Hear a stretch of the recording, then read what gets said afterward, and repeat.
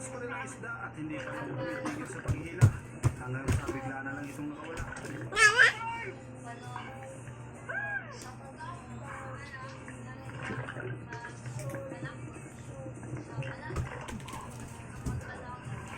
Kain ka muna. Aray ko. Opo, kain ka muna doon. Makain ka muna doon kasi pagpapunas ka muna ni Dada mo doon bago ka lapit. Bigla na lang nakawala ang isda. Kaya Ano? hinayang talaga. Ang lunis ng kamay mo. Pati yung Estimate ko, damit mo nga, 30 magbihis kilos ka. o mahigit pa. Kaya sayang talaga.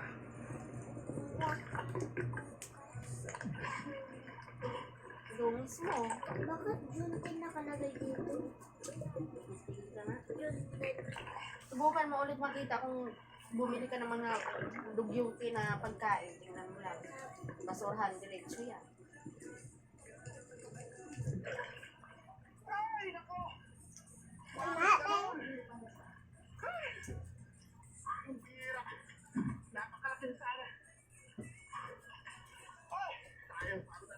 Yan yan. Doon ka muna. Kain ka muna doon. Kain ka muna doon.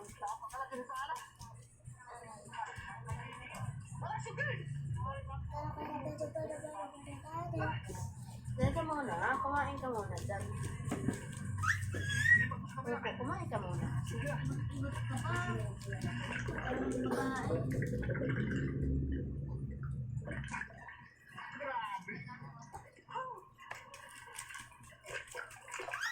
Oh, sige na.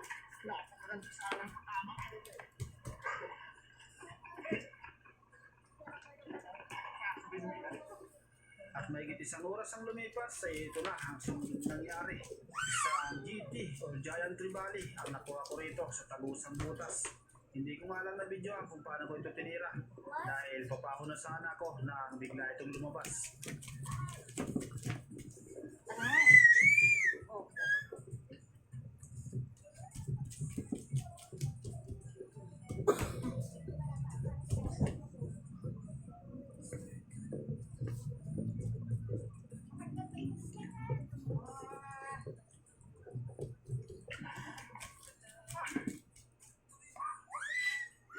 Opo, sige na. Kumain ka muna doon.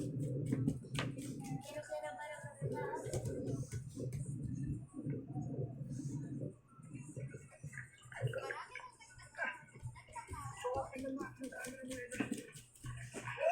Oo, alam ko.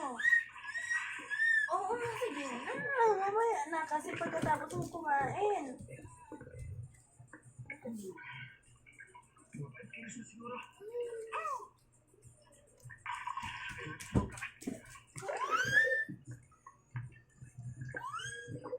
Kumain ka na.